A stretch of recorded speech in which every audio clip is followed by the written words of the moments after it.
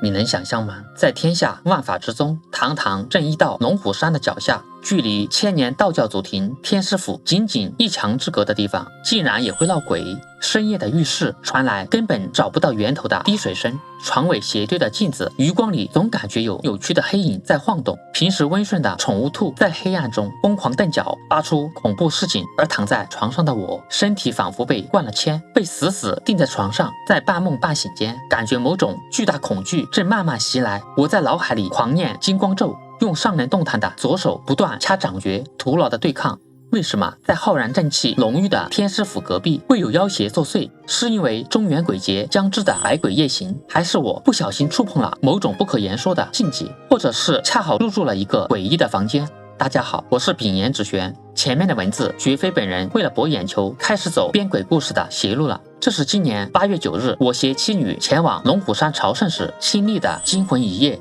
作为一名专职替人看盘、断卦、测吉凶、推运势的玄学从业者，为了追索真相，在平安返家后，我在甲子日的午夜23点59分极阴之时，用铜钱占卜起了一卦。今天坐在这里，本人以道心起誓，接下来的所有分析推演皆有卦理为证，每一个反转都完全基于事实与六爻天机。本期视频，我不仅会向你完整还原这次灵异事件的始末，更会用我亲身的经历，用这组天地代码告诉你，这世上到底有没有鬼神？当我们凝视黑暗时，究竟是怎样一股未知能量或意志在凝视着我们？提前声明，本期内容恐将颠覆你对这个三维物质世界的根本认知。如果你只愿相信讲究实证的唯物科学论，或者害怕心灵受到冲击，请立刻划走。但如果你能坚持看完，我保证你会对生命、对宇宙、对超自然力量有一个震撼人心的全新理解。请点赞、收藏、关注秉言止玄频道。深呼吸，我们卦里见真相。第一章天机共振与失效的护体神咒。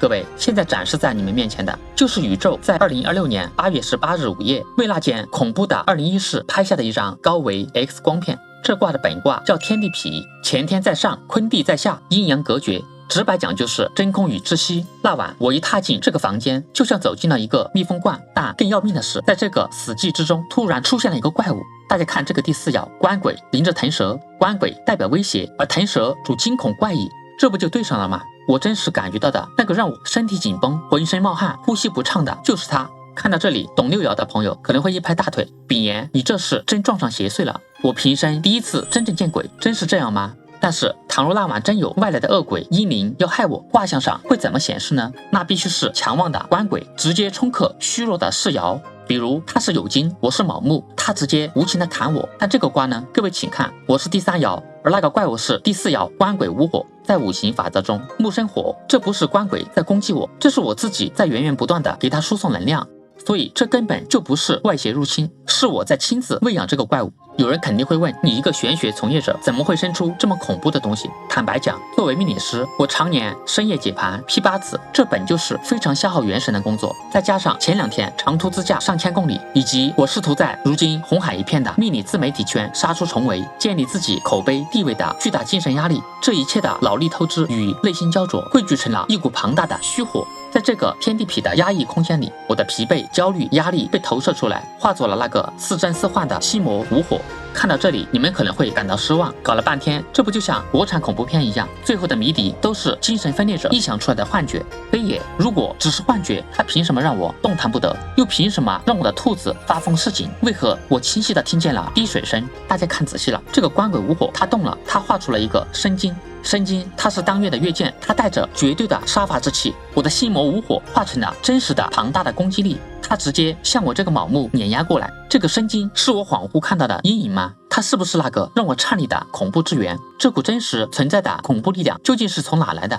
带着这个疑问，我们来看这个初爻，父母未土，他临青龙，他发动了。我们知道青龙它是公认的吉神，代表东方甲乙木，它是道家吉阳的正气神兽，在此卦中就是代表皇天后土道教祖庭。父母代表房屋建筑，在初爻就代表地基、地下、地脉，而未土它是木库，父母未土就是天师府历经千年香火沉积下来的浩荡道家正气。为什么说它不是邪气呢？如果它是带着恶意的负面能量，它应该临腾蛇主惊恐怪异，或者临白虎主凶煞。这个未土在申月子日，它处于休囚状态。为什么浩荡的千年正气却不妄想？正是因为它是休囚的，说明它正处于一种沉睡、寂寞、内敛的状态。说明这股千年正气本来就是在地下睡觉的，它是休眠的活火山。为什么这股浩瀚的道家正气动了？玄机就在于这个天地痞它是六合卦，这里有一个五位合，2个动摇发生了六合，官鬼生父母。那一夜，我体内强烈负面能量催生的心魔，触发了天师府地底的千年正气，以及我持续念咒的行为，引动了祖庭磁场的共振。正气感受到了这股不和谐的狂躁与抗争，于是他出手了。这个时候，事情发生了一个戏剧化的转折。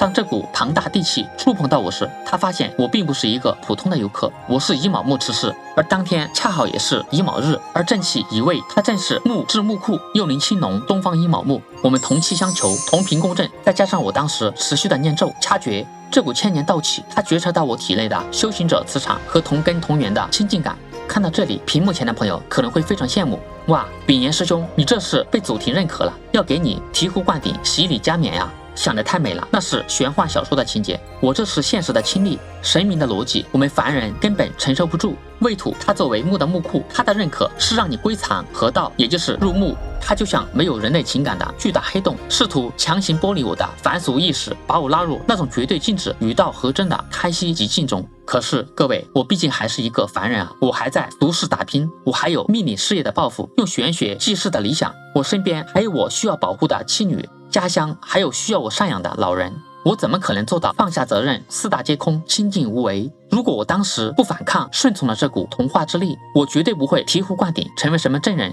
我只会在太上老君的炼丹炉里被烧干所有的世俗尘缘、七情六欲，变成一具失去锐气、精神出离的空壳。天师府正气，它没有主观害人的恶意，但是它纯粹庞大、厚重、不可抗拒的同化引力，对于一个因果羁绊的凡人来说，就是致命无情的抹杀。所以那一整夜，我的身心被畏土死死按在地板上摩擦，我的灵魂在老君的炼丹炉里挣扎，我的意志在疯狂抗拒入木的拉扯。那种精神与肉体被撕裂的痛苦，比遇见真正的厉鬼还要恐怖和无助。作为修玄之人，我早就练就了一项驱邪保命的硬功，即使梦魇中遭遇阴邪，我的潜意识也会自动激发持诵道家至高护法神咒金光咒，并且双手会自动掐诀反击。这招过去我屡试不爽，只要金光咒一出，万邪退避。那天深夜，在极度的压迫中，我的元神再次自动结印，我在心里脑海中疯狂的念诵金光咒，天地玄宗，万气本根。以往一念就灵的金光咒，这次不仅完全没起作用，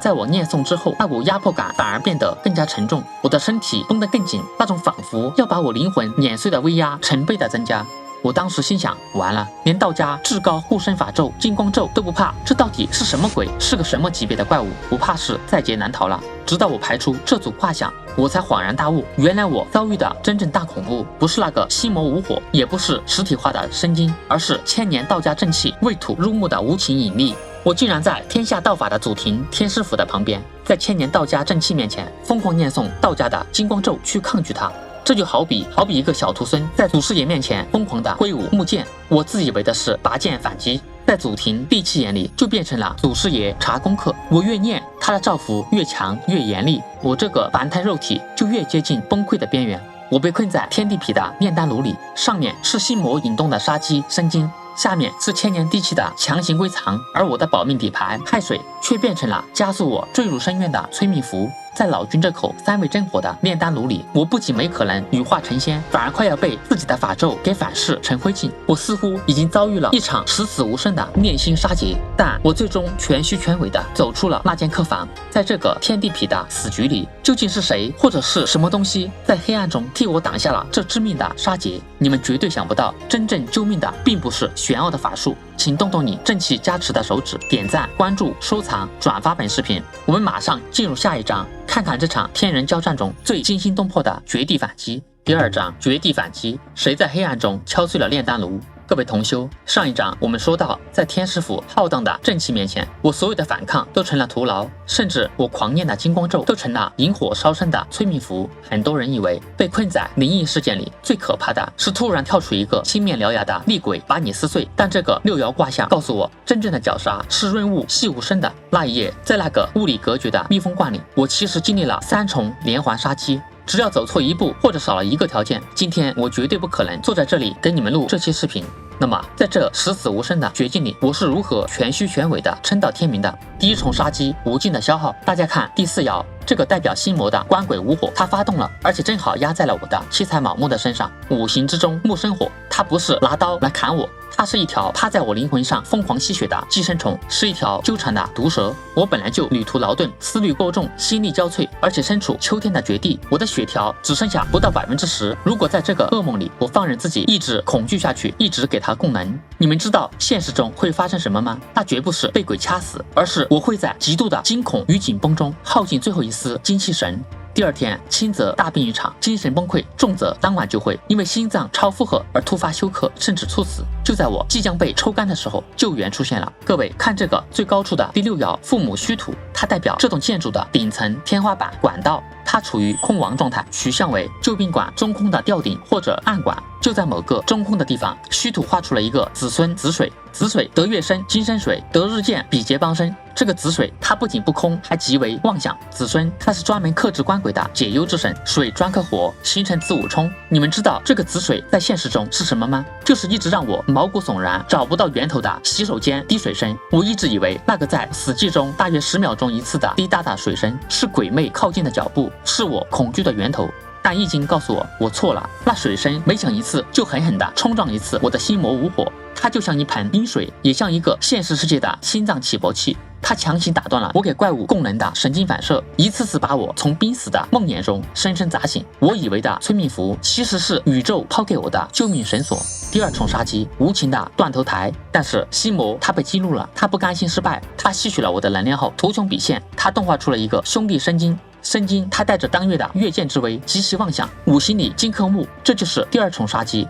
最无情、最锐利的物理摧毁。如果这把金刀劈下来，在现实中躺在床上的我，可能会遭遇什么样的物理伤害呢？我可能会在惊恐的挣扎中，头部不受控制的甩动撞墙，或者摔下床，自己把自己的颈椎骨折断，又或者是从床上剧烈弹起，头部精准的砸在床头柜最坚硬的金属包角上，当场领便当。大家可以脑补一下《死神来了》里面的经典场景，在法医的鉴定报告里，这可能叫意外坠床伤亡，但是在我的这张6爻盘上，只有冷冰冰的3个字：金克木。宇宙的物理法则就是完美的天道杀手。那么这必死的一刀，谁来挡？看我的4爻七彩卯木动画出了什么？子孙亥水。这个亥水就是我潜意识里疯狂念诵的金光咒，以及我本人中要保护身旁家人的强大执念，这也是我七彩持世的含义。咒语本来是用来降妖除魔的，但在我这卦中，它的作用叫做贪生忘克。当生金劈向我时，我的金光咒挡在了中间，金生水，水生木，起到了通关的作用。那一刻，咒语没有变成降魔杵，而是变成了一面太极盾牌，它直接吸收了生金致命的攻击力，转化成了滋养我元神的活水。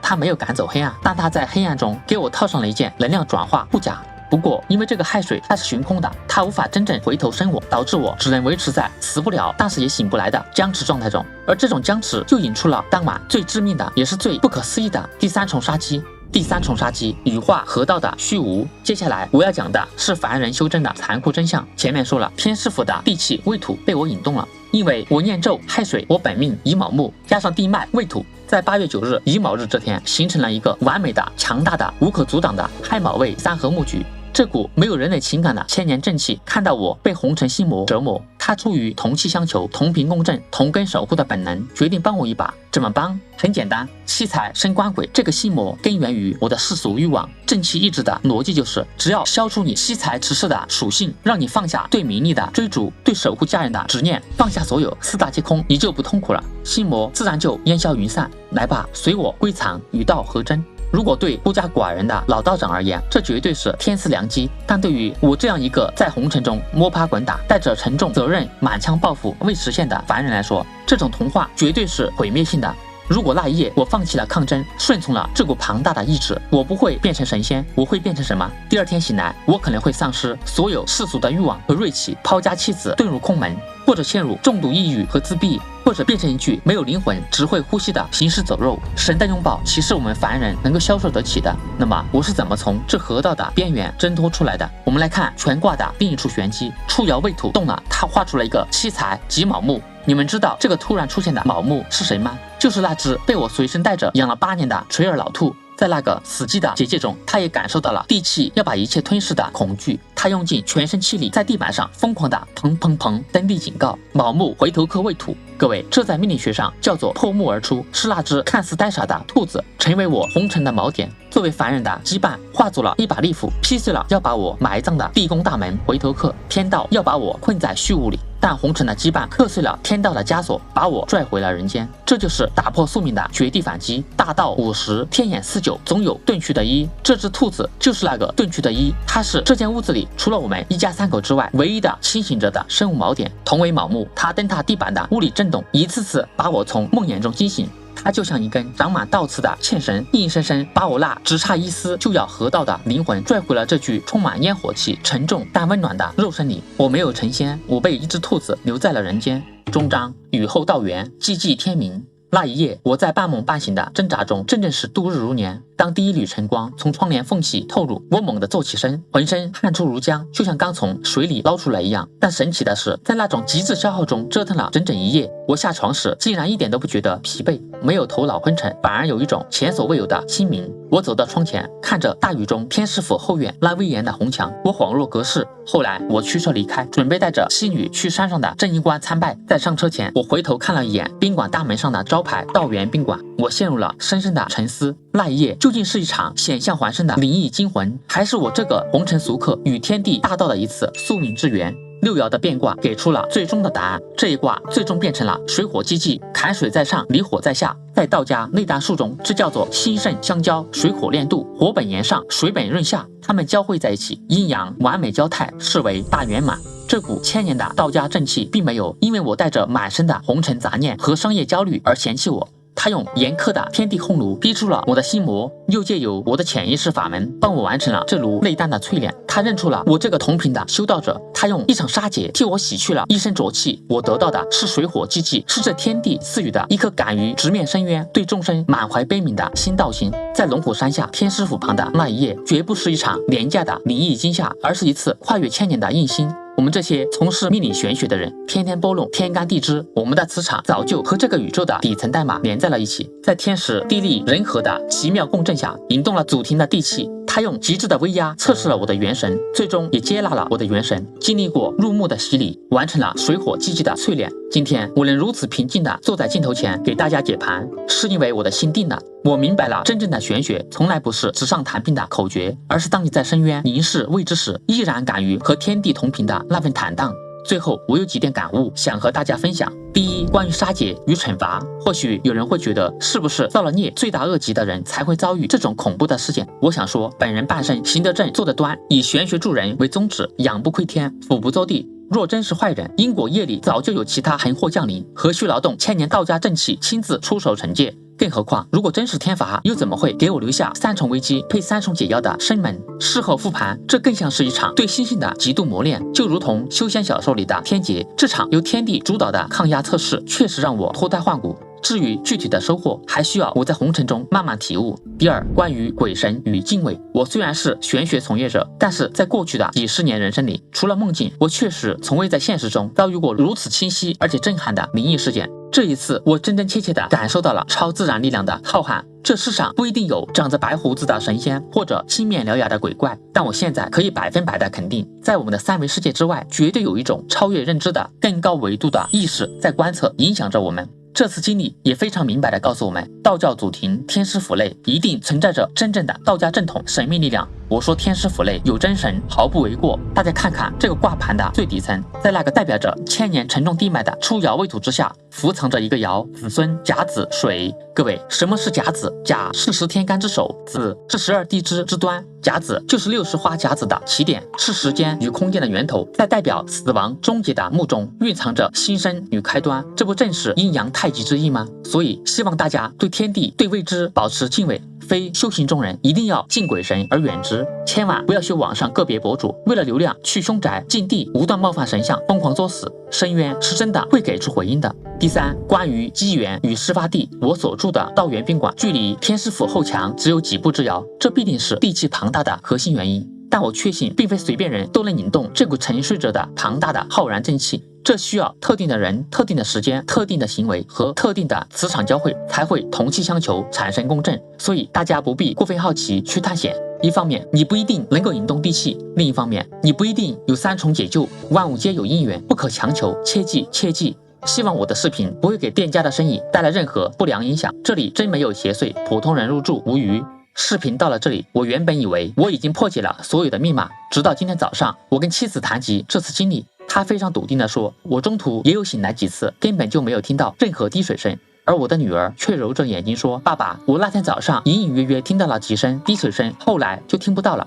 我感觉浑身汗毛倒竖，因为当天早上我一直还能听见滴水声，而且我确实找遍了所有角落，水龙头、洗手盆、花洒、马桶、天花板，那个房间根本就没有任何漏水的地方，我也根本无法精准的定位发出滴水声的方位。那个把我从梦魇中一次次砸醒，在六爻盘上显示为虚土化子水的救命滴水声，到底是从哪里来的？就在那一瞬间，我彻底领悟了虚土空亡的终极奥义。那个水滴声根本就不在我们这个三维世界，在易经中，虚为天门，位为地户，天师傅的千年地气就像一口大钟把我罩住，而宇宙的平衡机制虚土天门，它在高维空间用位虚相形的巨大摩擦力撬开了地脉的结界，从虚空中挤出了一滴滴能量频率，直接敲击在我的脑海深处。女儿能听到尾音，是因为孩童的灵觉尚未闭合。你们或许会怀疑，高维的宇宙能量要来拯救我这个凡人。各位，玄机就在于这个人虚恰恰是我本人的八字年柱，年柱代表我的先天本命，我的根骨，我前世今生积累的福报。它的纳音叫做大海水，它不是物理世界的水，它是我先天命局里的大海水，在感知到我的肉身濒临绝境时，跨越维度降下的灵魂甘霖。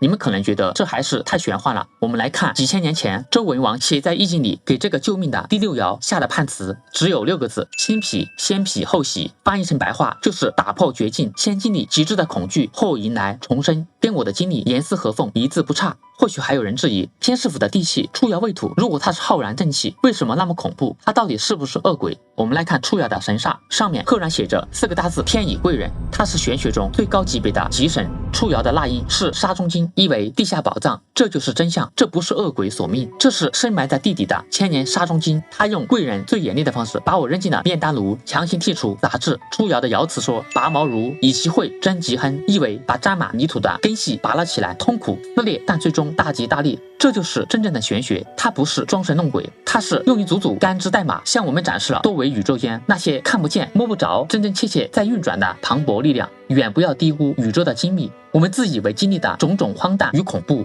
其实在天道的剧本里早就写好了每一行代码。这就是天人合一，这就是玄学的终极浪漫。大千世界气场交错，经历过道远宾馆的生死劫，我的投稿信箱现在正式向你们敞开，这是天师傅千年正气赋予我的使命。屏幕前的你是否也有过科学无法解释的惊悚经历？是否也曾在深夜里感受到过不明磁场的冲撞，怀疑自己身处绝境？别怕，请关注我，把你的故事讲给我听，我将用6爻为你免费起卦，拨开迷雾，辨明那究竟是阴邪作祟，还是神明点化，亦或是精神幻觉，并为你提供切实可行的解法。当然，灵异只是极少数，我们普通人更多的是面对三维世界里实实在在的困惑。八字看一生格局，占卜决一时迷津。如果你此刻正遭遇难以抉择的具体事件，无论是事业的十字路口、爱情的进退两难、学业的迷茫、健康的隐患，还是寻物识人，不妨来找秉言行测问计。不需要复杂的精确的生辰八字，你只需要心中默念所问之事，随口报出几个数字，我将为你及时起卦，1小时内为你梳理出核心症结，提供明确的吉凶判断、成败分析，并给出具体的可操作性的行动建议与时间应期。各位有缘人，这世上或许没有披头散发的厉鬼，但是一定有不可违逆的高维法则，有轻易碾压凡人的神秘力量。我们在红尘中修心，不是为了逃避世俗，而是为了在满地泥泞中依然有力量抱紧我们爱的人，看清这三维世界的虚妄，不贩卖焦虑，只提供解法。我是秉言之玄，你的人生解惑专家。如果这期视频对你有所启发，或者带给你一点点内心的力量，请务必点赞、关注、收藏，一键3连。想要获取在线1对1命理咨询或者6爻占卜的朋友，请直接添加我的联系方式。中元节将至，愿天官赐福，百无禁忌。祝各位同修、各位朋友平安健康，运势昂扬。我们卦里解因果，再见。